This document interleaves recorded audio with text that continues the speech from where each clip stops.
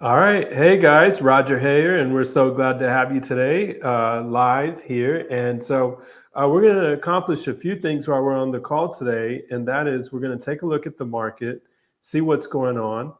And Bree's going to share a few opportunities with us, and Rosie, you're going to provide us with insight into what you're seeing in the market.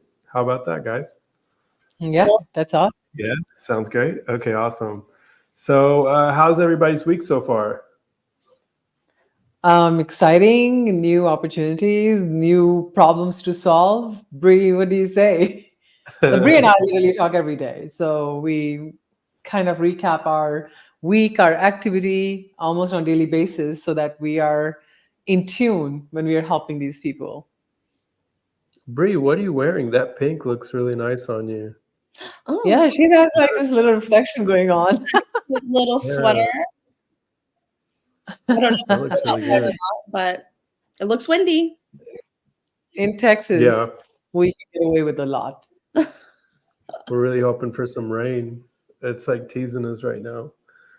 Yeah. Very cool. So, guys, I'm really glad to be here. I'm going to share some of the news of what's going on.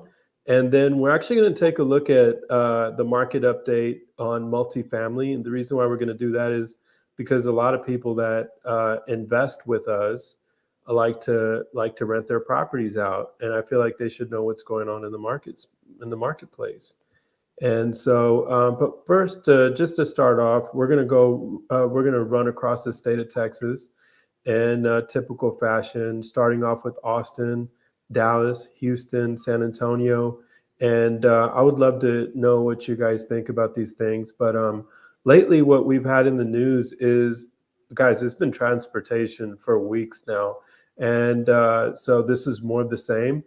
There was a federal grant that was, it was up in the air. They were debating on who was going to get it and how much of it was going to be given. Austin got the largest portion of that grant at $105 million. And they're going to be working on the I-35 project. And this is where they're going to create what's called a cap and stitch. I never heard of the phrase before, but this is going to be like where the sunken parts of I-35, Hmm. they're they're going to create these overpasses that are going to have some green spaces and maybe some art displays, stuff of that nature. I mean, the renderings look beautiful, so really excited to see what that'll look like. Now, the it's not just going to cost somebody look when you think $105 million, it really doesn't go that far. So the project's actually estimated to cost somewhere around $500 million, Wow. and Dallas received $80 million of that money.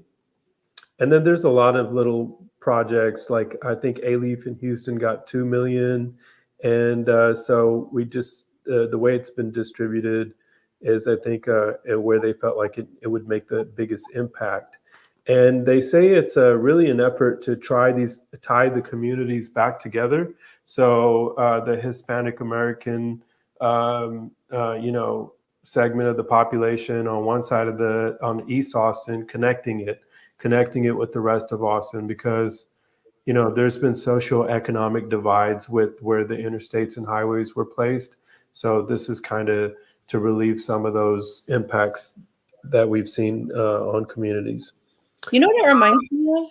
Yeah, yeah, I'd love to hear. You know, in New York they have like the High Line, and it's like it's like it connects a bunch of different communities, and it's like higher, obviously the High Line, and Yeah. they have like art sculptures and they have greenery and it's so pretty to walk, and I'm Mhm. really excited to see that in Austin because it's kind of like we don't have anything super cool like that.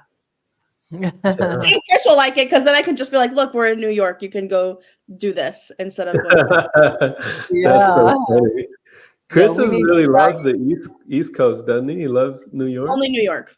Ah, that's amazing. Only New York. What do you think, Rosie? You excited to see what comes of this, and what do you think? You How do you think know, it impacts the quality of life? Austin has been an evolving pot for a good 15, 16 years of my hands-on experience in real estate. I Mm, think the one thing that has kept Austin from integrating itself And I think it's major issue with all the Texas cities is how widespread everything is. Just because we have a lot of land, like our parking lots are very widespread, our neighborhoods are widespread, like everything has an extra square footage to just because they can, you know. Yeah. And you go to these cities like, you know, California, you go in New York and Washington, D.C., like every square footage is very well utilized. Like you can grab some food, hop on a subway, and go to the next town. And and I think it increases the walkability score of the properties and businesses. I think a lot of businesses, when I see them swap tenancies, it's primarily because of foot traffic. Like it's a successful business, so I'm excited what it will bring for our businesses if everything comes closer. Yeah, no, definitely. And you're talking about space, and that's actually the next thing I want to lead into is the space that Tesla's taken up. And Bree, you touched on this last week, right? We talked about the growth in Kyle. And so they're estimating that to be about a million square feet of space that they've taken up. Um, and, you know, the Gigafactory is sitting at a 10 million square feet of space. But staying on Tesla for a second, they actually are they're creating expansion in Mexico. They're working on a plant in Monterrey. All the plans are drawn up and everything, and they're about to start construction. This is a straight shot from Laredo. So Laredo would be a 3-hour drive to Monterrey. Now, I don't know if it's exactly in Monterrey or if maybe it's more on the Laredo side, but I'm actually excited. I'm planning a trip on going to Laredo and kind of seeing how the economic expansion is happening down there because I don't know if you guys knew this or not, but Port of Laredo is the number one port in the U.S., accounting for 6.2 or 6.3% of trade, roughly estimating out to $300 billion. Wow. Yeah, and so they have this. It's really unique, and I kind of want to see it. Is how it's laid out. Is there's a transport segment of the road that only 18 wheelers are allowed to be on that and no cars, right? And so that's the Port of Laredo. And I really wanted to see how much from my own eyes, see how much trade is actually happening there.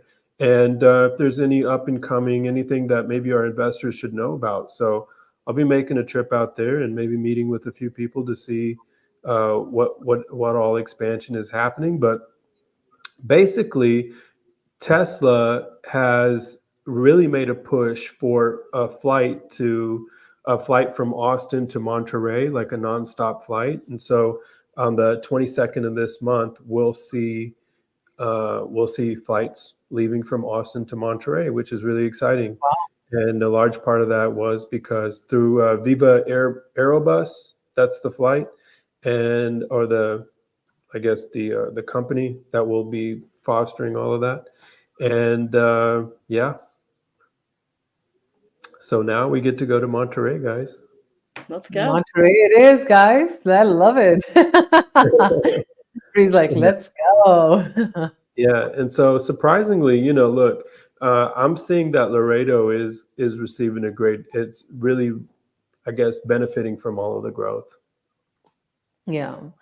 Well, I think Laredo is something that we have had conversations, and it used to be a town that was considered a second tier to third tier market.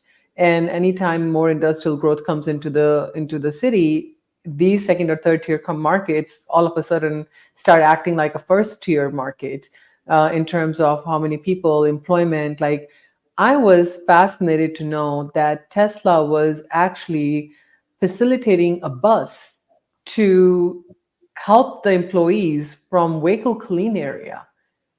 Yeah, Like imagine that when more yeah, they're industry comes. bussing people in. Yeah, they have been bussing people in. So I think this is great news for Austin in general, and I think more and more people, we need to get comfortable with investment out of Austin, because unless you're okay with a few $100 out of pocket every single month, you know, in rentals, it is challenging. It is Yeah, challenging. Yeah. yeah. And so we'll go down there and see if there's any, you know, there's, of course, those areas are limited on construction and but we'll find out more once we're boots on the ground. Okay, sounds good. Perfect. Yeah. Awesome. Yeah. And so I had the opportunity to visit the Infra Day. It's basically an infrastructure day where um, these leaders of of the city and different organizations come together and discuss advancements in infrastructure.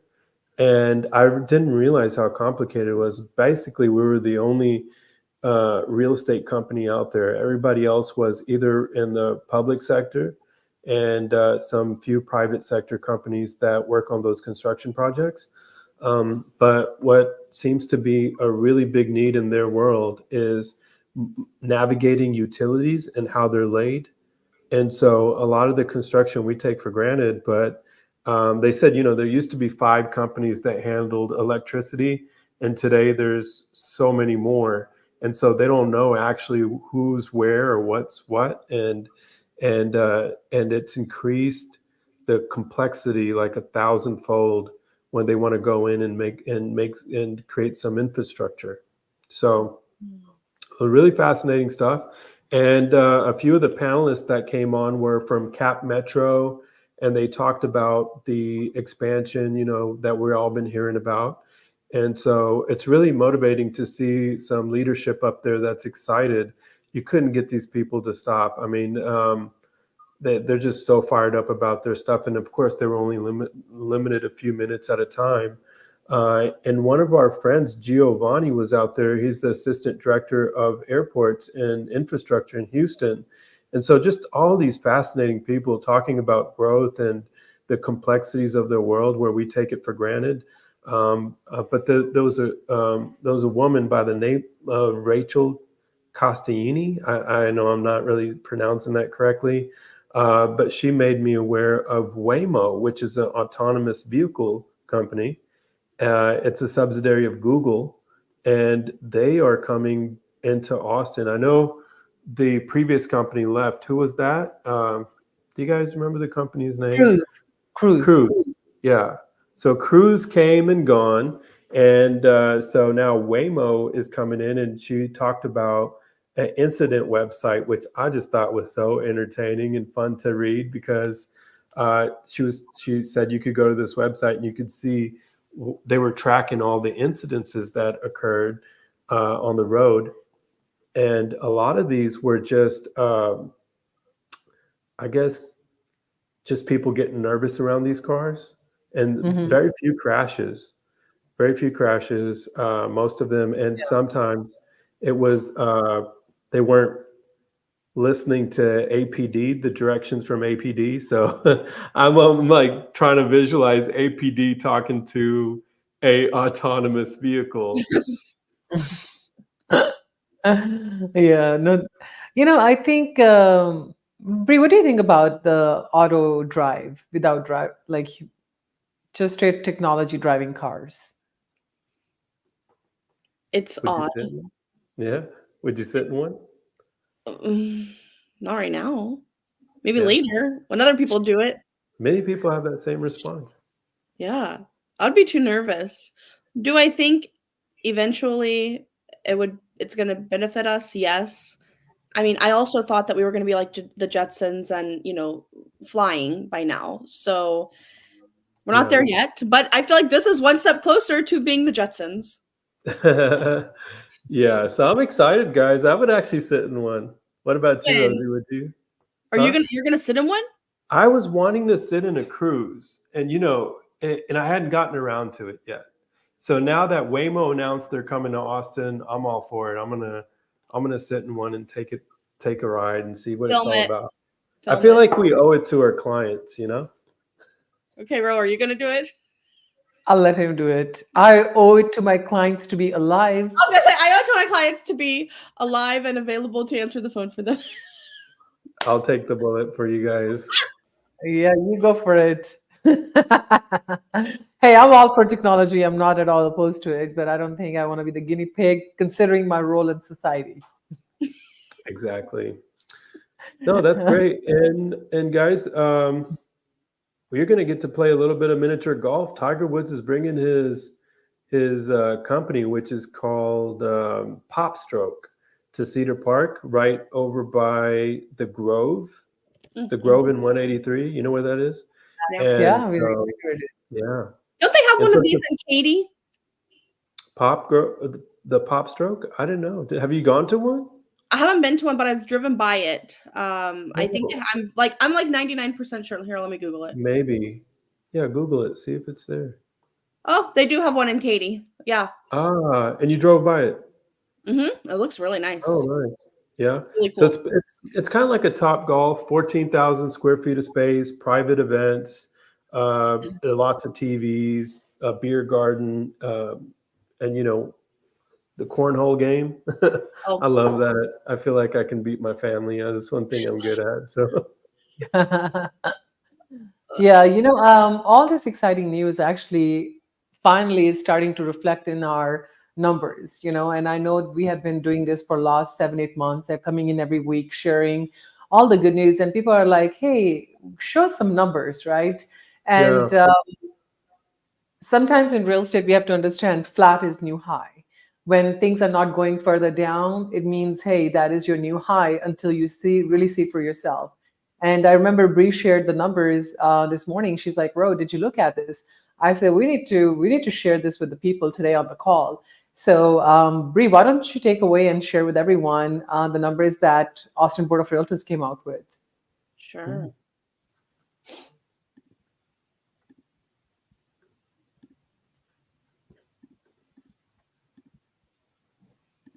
Okay. Can y'all see my screen with the market snapshot? Let me add it on stage. No, we can. No, we Okay. can. Okay. Awesome. So these are the numbers that came out for February. And I don't know if y'all remember, but when we were doing this on a monthly basis and we were sharing these numbers, this median sales price kept going down, and it was down, I think, probably what, like 5 to 7% is what we would see on average Easily. every month. Yeah. Mm-hmm. So this for February, we saw that it increased actually by 1.2%. Yep. Also, Yep. the number of closed sales increased by 1.3%. Yep. And we have more new listings coming on the market. Yep. Quite a So, few more. That's awesome. yeah. Now, our active listings are down, okay, which that's good. That means things are actually starting to move. Go under contract. Yeah. Yeah. And pending sales are down a little bit as well. And Yeah. then look at this. This was really interesting to me. The average close to list price was 95.4% compared to 92.2 in February of last year. Wow. People are going under contract. The prices are a little bit higher, and the list to close price has kind of increased a bit. Look at the sales dollar volume, Yep. up 4.7%. This Yeah, is 1.2. that's just a good one number. month. This is just one month. This is crazy. This is good stuff. This is the final indicative. Like people are thinking, oh my God, it's only 1.3%. Guys, this 1.3% is the first positive high you're seeing after a bunch of negatives. And when the negative has been overridden by positive, you're not going to love the market when it's actually 6, 7%, 8, 10% high. Yeah. Now, Razy, you don't want to know the crazy part is actually, I was reading today that in Houston, luxury sales are up 48% year over year. Wow. So people are spending money again. Yeah. Look at the Travis County numbers. Yeah. So you're up again. It's less than 1%, but it's still up. This is the trend. We were down, we were down, we were down. Now we're starting to see, No, let's take a moment here, Bree. Let's talk about this real quick. Okay. Now, I remember when the median sales price in Travis County was going up to $650,000, right?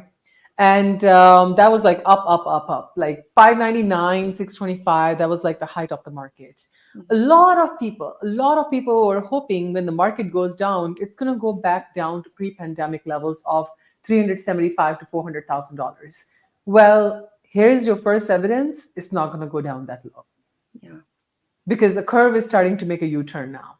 Yeah. But Rosie, I think it gets hyped up too during the fourth quarter of the year where home sales are generally kind of leveling out or bottoming out, I feel like people take that as a moment to create some hype Hmm. around negativity, and it happens every year, even in a good market. I remember the last quarter of the year, they're talking about a slowing economy, and that's, I mean, say this, I'd love for somebody to keep that same narrative in spring. You know, this Hmm. is the time where things are getting active and people are getting out there and making things happen. And you know Yeah. what I found was really interesting is, people want to um, think, the prices are going to go down so much further, right?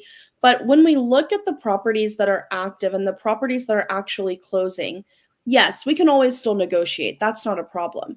But to negotiate 50, 60, 70, $80,000 off of the list price, it's just not happening. The data is there and showing that it's not happening. And then what we really need to do is look at what the sales were during the heightened market or during when the market was heightening.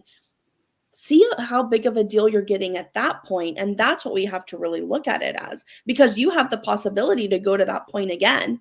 And right now is the time where you can buy at a lower price. Yeah. Let's talk about one thing real quick, Bree. I know you and I have some clients that we're really trying to help struggle over this. People oftentimes think that time is not costing them money. Like we have a couple of clients right now who are like in this mindset that they can negotiate sellers. You can, but you got to know the nature of the beast you're dealing with. Nobody who's coming on the market, like we don't even want to believe if the market is going up and down unless we have some evident data to show it to them. So why would a seller who just barely came on the market 4 days ago will be willing to give up 10% of their sales price? Yeah. This is like a biggest recipe for failure I see home buyers, home investors make all the time. Yeah. Let's negotiate. You know what the definition of negotiation is? The definition of negotiation is to help someone get what they want and you figure out a way what to get what you want along the way.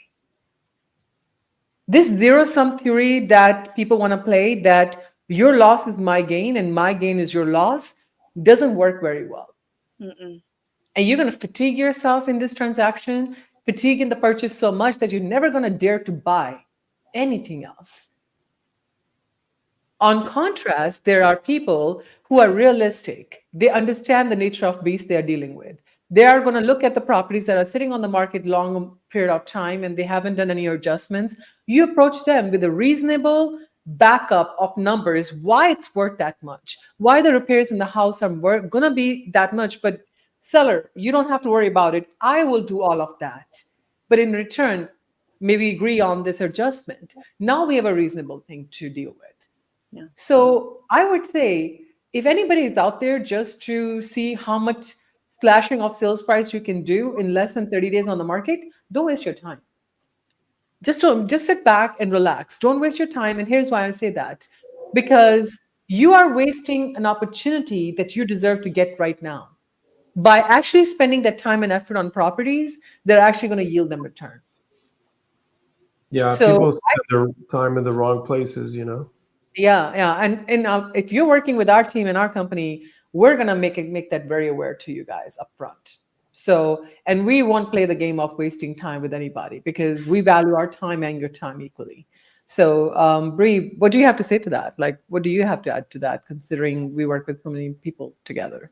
Yeah, I agree with everything that you said. And whenever you talked about the definition of negotiation, it's true because ultimately, what we want for our clients is to get them into a home, whether that be their primary or we want to get them into an investment property, because ultimately the goal for them is to start building wealth and equity into a home. And you can't do that if you're not buying a home and you're putting in offers that will never get accepted. Mhm. So and then you're losing out. And then if you go 6 months, without buying a property, let's just say, or you say, oh, I'm going to wait until next year. Well, next year we have appreciation of 5%. And then you've lost out. And that money that you were trying to save at the time, you're just going to end up paying more money. So time costs money, whichever you put it. You wait, you lose money. You spend time on doing things that are not going to amount to anything, you lose money. So time is money. So I would say if anybody wants to fix their game, fix your strategy to make sure you're making the highest and best use of the time together. So that's something I have to say Yeah. right now because they don't have much. Honestly, nobody has much time before market just picks back up. And Yeah. very soon, sellers are going to be in a position where they're going to tell you to just go to the next house if this is not for them. Yeah. Yeah. Yeah. So No, I think one of my greatest mentors, I asked him, I said, what is it that people need the most of, or what is it that, investors really should be focusing on? And I think this was a few years ago. Rosie was getting ready to present somewhere, and I just wanted her to have the best information available. And so I remember that time him harping on time and how important time is. And so we can get lost in the sauce, looking for a good deal, and years can go by without us really pulling the lever. And but we gotta make sure that we keep a healthy perspective around things. yeah. And when people talk about a good deal, there's always a fair trade. You're deciding to take upon some repairs that a seller is not willing to.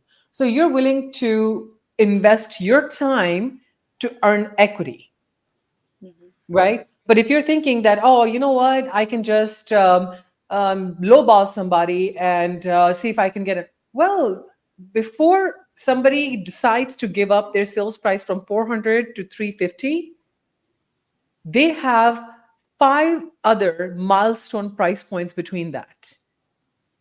So 400 to 390, 390 to 380, 380 to 370, 370 to 360, 360 to 350.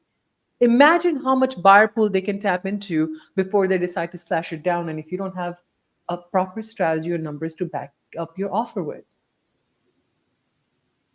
And that is what I think most buyers or investors fail to see. You Yeah. got to solve a problem for someone. You got to solve a problem for someone in a negotiation. Right on. All right, Bree, what you got today? Any properties that you feel like you want to share with us? I'm excited to hear that. Yeah. Let me show you this. So this is a multifamily unit Okay. in Austin. Y'all can see my screen? No. Oh, wait. Now we can. Now we Okay. can. So this is a multifamily unit in Austin. It's under 400. The unit No, makes under 500. under 500. Sorry, guys. And look at this, completely remodeled. Oh Okay, my so everything is practically brand new to the property, right? If we look at the comps, we can see, where are we here? Our potential rent is 3,200. So with no negotiations, right? If you put 25% down, you can be positive cash flow 106 up to 430, depending on how much you want to put down. And that's Wow. nothing. But obviously, if we can, this one is newer to the market, but location, Can we plug that number on the calculator if we do negotiate it down? How many days it's on the market? this is new, 7 days. 7 days. Okay. All right. But let's just see. Okay. So let's suppose we're looking at minimum 5 to 7% negotiation. Let's look at it. Okay.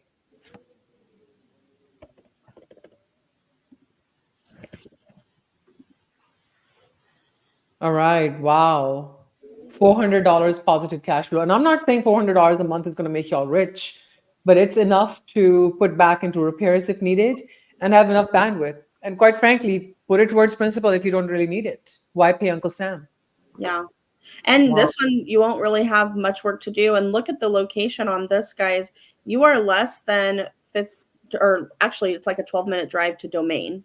Yeah. You're right. You're very close to 35. You can easily access 183. I mean, Brie, go back to the calculator again. That's very, very nice location, actually. I love it. Okay, so the internal rate of return is 8,337. So basically internal rate of return basically is whatever cash you put in, how many eggs they're laying. It's laying eggs worth of 8,337 in terms of cash flow and the principal pay down. A lot of people fail to ignore every month the tenant is making your mortgage payment, it's bringing your principal pay down. So your decision to act on something is actually causing you to make $8,000, 337 and 56 cents in your sleep. Try making that watching Netflix. Not gonna happen. Not gonna happen. Thank you, Bree. This is a great opportunity. I love it. And Copperfield area, Roger, like we moved to Austin in that area when we just came in. And it has been a phenomenal, I love it. Great property. Yeah. Great. Yeah. Yeah, most of the time Great. with duplexes, you're getting older duplexes that need a little bit of work, but it seems like they have done a lot of the work for you so that you don't have to walk into Yeah. anything like that. And typically when they do work, they're normally listing it at 600 to 750 is what I'm seeing. So the fact that this is at 499, How many units is it? 2. Units. Oh, great. Wow. Oh, can I show Yeah, you so all basically- one? Can I show yeah, you? yeah, yeah, yeah, yeah, yeah, Oh, yeah. of course. Definitely. I actually forgot about this one, but it was a fourplex that I thought was very interesting. You can see my screen? Yeah. Okay. Yeah. So look at this. So this is a fourplex in Austin, okay? You can get up to $1,400 a month for rent. Each unit is 3-bed, 2-bath. That's Mm. beautiful. And so I'll just kind of show you interior wise. I mean, it's not perfect, Hey, right? it's the original lease. Like they're not looking at this is what happens when you're trying to list with the tenant in it, right? Yeah. Yeah. So, this is what it is. But look at this cash flow. So this is at $799. The current rent's $52. You have a potential of up to, let's say, $5,600. That's with no kind of repairs, right? Yeah.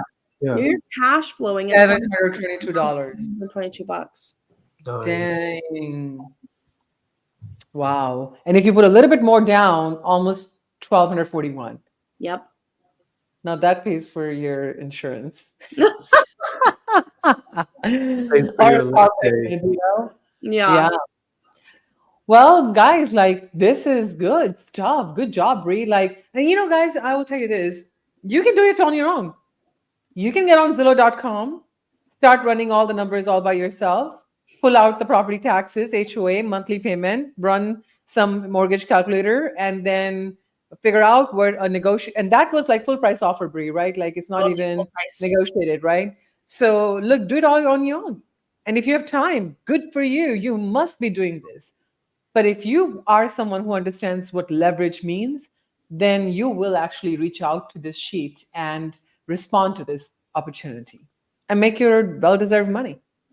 Yeah, I think the most successful investors understand leverage and don't want to spread themselves thin like that, and they also believe in teamwork. So Yeah. So we are today 33 minutes, 7 seconds in of real talk with Rivet Real Estate. I think this doesn't get any more real than this is exactly what our behind the scenes look like. We straightforward look at numbers and just know when we're looking at these properties, we're not asking you to just write an offer. Give us an opportunity. We'll back you up with the numbers. We'll share with you why this property is worth that much. And rest, if you like it, take it. If you don't, leave it. hey, on No a final harm. note, Rosie, I did want to mention one thing that Yeah. vacancy rates are a little bit higher now, but I also think that that's looking back 90 days. The numbers are what they are today based on the previous data set, right? So, and the trends that we're coming out of. So yes, we've had a lot of construction on multifamily, and there's some downward pressure on that. But at the same time, Yeah.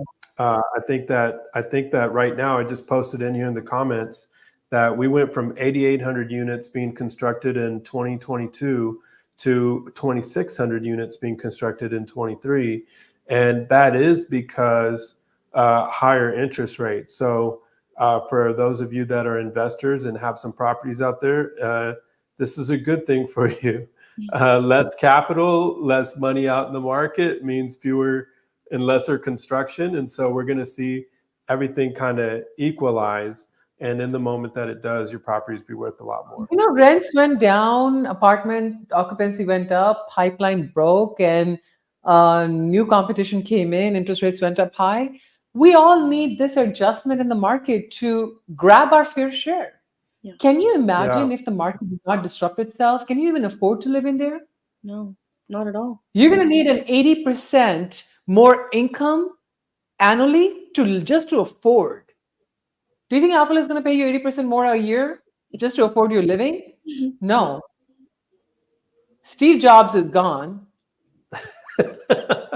You're so funny. Elon, my boyfriend, well, I like to holler at him like this. Elon, if you're listening, I don't think you are planning on paying 80% hike. So no wonder you're going to second tier market to grab your labor force. And Jeff Bezos, you are still busy with your drone deliveries and you're trying to cut human out of the jobs are at like risk. And we're talking about 80% raise to just afford to live like that. This disruption is necessary. It is important that we have that. So Yeah. grab your news that fits with you. Whatever you do, just do one thing: take action Right. and make what's yours yours. So, anything else, guys? That's all I got for today. No, I think it's all the same in all the metros, and the story kind of, it's not isolated to any one region, and so, Yeah. but we'll see. There's still being money spent in the area.